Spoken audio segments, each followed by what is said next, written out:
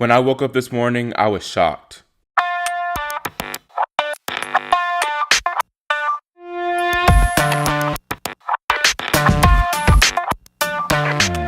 Yes, day 3 of the Tokyo Tennis Olympics went down, and what started as a routine run-of-the-mill day of play ended with some upsets and tears shed.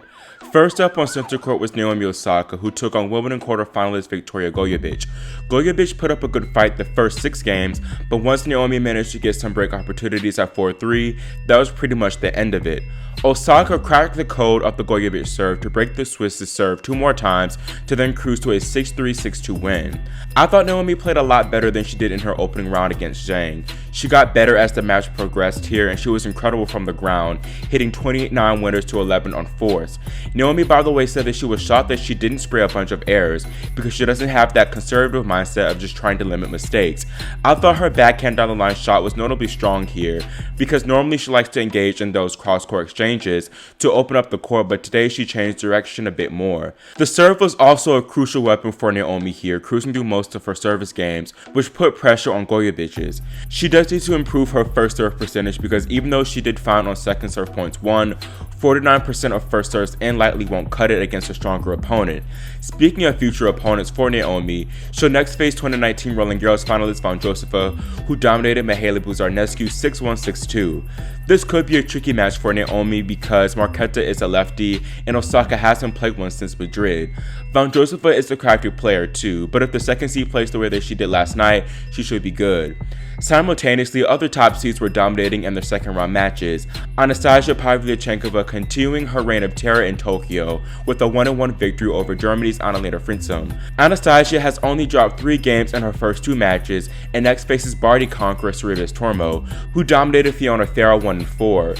Meanwhile, Roland Garros champ Barbora Krejcikova pushed aside talented Canadian Leilani Fernandez 6-2, 6-4, and now meets Belinda Bencic, who took out Misaki Doi with the same scoreline. Maria Sakkari picked up an impressive win over the rising Nina Stojanovic, winning 1-2. She now faces Elena Svitolina, who once again won in 3, this time beating Ayla Tomljanovic. Another top seed, Pliskova, was pushed to 3, upending Carla Suarez Navarro 6-3, 6-7, 6-1. She now gets Camila Giorgi, who's been dominant thus far, recently crushing Vesnina 3-1. Now here's where it gets kinda ugly. 15th seed Elena Rybakina cruised by Rebecca Pedersen 6-2, 6-3, and now meets Donna Vekic, who defeated 3rd seed Sabalenka 6-4, 3-6, 7-6. This was a very good match as both women had far more winners than unforced. This was good for Vekic to get a big win after the tough start to her year with the knee surgery. Rybakina would be happy to see Vekic in the round of 16 because she's never beaten Sabalenka.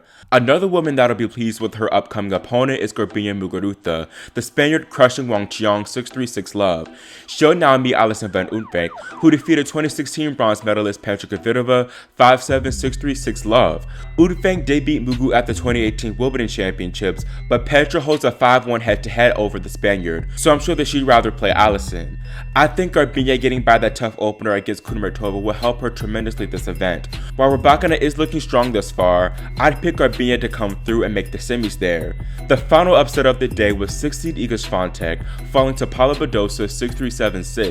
I did pick Iga to reach the final in my tournament preview, but on the first day of action, I really wanted to take it back because Iga did not look comfortable at all against Barto. Also, Badosa was always going to be a tough out as she's much better than her ranking of 29. While she won't receive any ranking points, this is a good opportunity for Badosa to gain more confidence with her next match being against Nadia Podoroska. The Olympics clearly mean a lot to Iga as after the match she was balling on the court for a bit. It's good to see that patriotic pride Swiatek has for Poland, but she'll surely have other opportunities to go for the gold. She's actually playing mixed doubles with Herkoch, so the gold might come earlier than expected. With Kvitova and Swiatek out, my bracket is pretty much busted, but I'm still sticking with my pick of having Krejcikova being on the podium.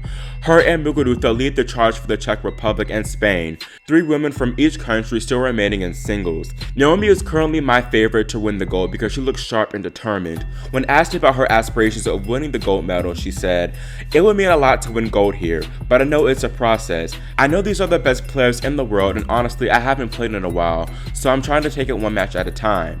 All in all, I'm just really happy to be here." Going over to the men's side, not too much happened. partly because only half the second round matches were played. Top seed Novak Djokovic continues his quest for the Golden Slam after moving past big-hitting German Jan-Lennart Struff 6-4, 6-3. Nole next meets another Diadora athlete, 16th seed Alejandro Davidovich Fokina. World number 2 Daniil Medvedev earned a much more routine win over Sumit Nagal, 2-1. He'll get 15th seed Fabio Fognini in round 3. Pablo Carreño Busta overcame a tough battle with Marin Cilic, winning 5-7, 6-4, 6-4. He now gets German lefty Dominik Koepfer. Lastly, Alexander Zverev once again dominated, beating Daniel Galán 2-2. He now gets Nicolas Bacelas for an encounter of the, May neither man win, to be honest. Brushing over doubles a bit, Kei Nishikori continues his stellar form there too, he and Ben McLachlan dominating 7 seeds Murray and Scoopsy. Ash Barty is still alive in the women's doubles, her and Storm Sanders reaching the quarterfinals. Meanwhile in Europe, we crowned some more first-time tour title winners. Maria Zaneska won in Poland at Gdynia in a kind of a weak field. Meanwhile, Danielle Collins earned her highly anticipated maiden title in Palermo, defeating Elena Gabriela Rus, who was on a 12-match win streak after her Hamburg title. Then lastly, 18-year-old Carlos Alcaraz claimed his first trophy of many at Umag, dominating Richard Gasquet 2-2 in the final. Alcaraz defeated 3 of the top 4 seeds en route to the title. He's now the youngest Spaniard to win an ATP Tour title since countryman Rafael Nadal claimed his first trophy in Sofia in 2004. Nadal was just 8 days younger than Carlos at the time. Alcaraz is also the youngest tour title winner since Nishikori in 2008. Carlos is at a career-high 55th in the world and will look to rise in Kitzbühel this week despite his heavily taped-up arm. Tonight/tomorrow morning, all of the women are in action, while the remainder of the men finish out the round of 32. For me, the top matches to watch are Tsitsipas vs Tiafoe, Osaka vs Vondrousova, Svitolina vs Sakkari, Pliskova against Georgie, and Bencic Krejcikova. That's it for this video, and let me know in the comments what you think about Day 3 of action in Tokyo and the title winners in Europe. Also, make sure you subscribe and click the notification bell so you're notified whenever I post the Day 4 recap. Thanks for watching, and I'll see you next time here in Grand Slam Tennis News Today.